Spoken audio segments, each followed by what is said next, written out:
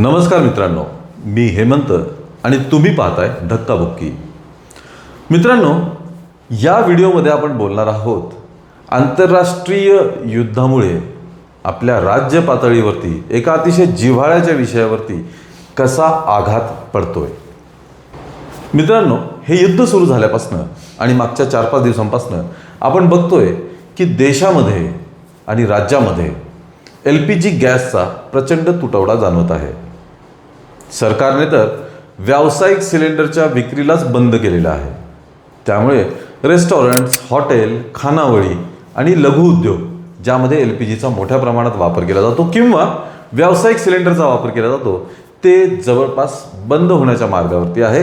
काही ठिकाणी तर हॉटेल्स आणि रेस्टॉरंट बंद सुद्धा पडलेले आहेत. पण फक्त इतकेच उपभोक्ते आहेत का व्यावसायिक सिलेंडरचे? तर नाही. या पुढे केटरिंग व्यवसायामध्ये जे आहेत त्यांना सुद्धा व्यावसायिक सिलेंडरची प्रचंड गरज असते. केटरिंग व्यवसाय म्हणजे कार्य, लग्न, समारंभ यामध्ये जेवण बनवणारे मंडळी. आता हॉटेल, रेस्टॉरंट सोबतच केटरिंग व्यवसायाला सुद्धा व्यावसायिक सिलेंडरचा पुरवठा बंद झालेला आहे आणि बंद झाला नसेल तर अतिशय अल्प पुरवठा त्यांना चालू आहे.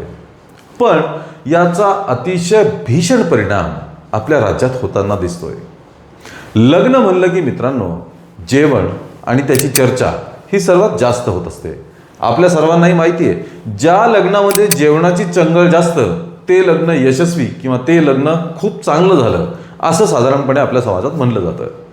पण आता या युद्धामुळे त्याच जेवणावरती गंभीर परिणाम झालेले आपल्याला दिसून येत आहेत. उन्हाळा सुरू झाला आहे आणि उन्हाळा सुरू झाल्यानंतर लग्न सराईसुद्धा जोरदार सुरू होते.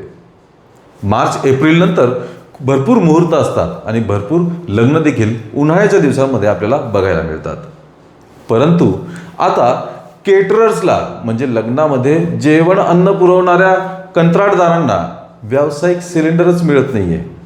त्यामुळे या कंत्राटदारांनी जेवणाच्या घेतलेल्या ऑर्डर कॅन्सल करायला सुरुवात केली आहे. आता लग्न समारंभ मोठ्या प्रमाणात असतात, त्यामुळे महिना 2-2 महिन्याआधीच वधू किंवा वर मंडळीतर्फे केटरिंगला बुकिंग केलं जातं. म्हणजेच त्यांना ॲडव्हान्स देऊन ती बुकिंग आणि ती तारीख त्यांच्याकडे बुक केली जाते. पण सध्याची जी गॅसची कंडिशन आहे, गॅसची जी परिस्थिती आहे, पुरवठा जो अतिशय अल्प आहे किंवा बंदच आहे, यामुळे केटरिंग व्यवसाय हा मोठ्या प्रमाणात अडचणीत आलेला आहे. साधारणपणे हाती आलेल्या आकडेवारीनुसार पुढच्या 2 महिन्यांमध्ये 10,000 लग्नांच्या बुकिंग महाराष्ट्रातल्या एकूण केटरिंगच्या लोकांनी घेतलेल्या आहेत.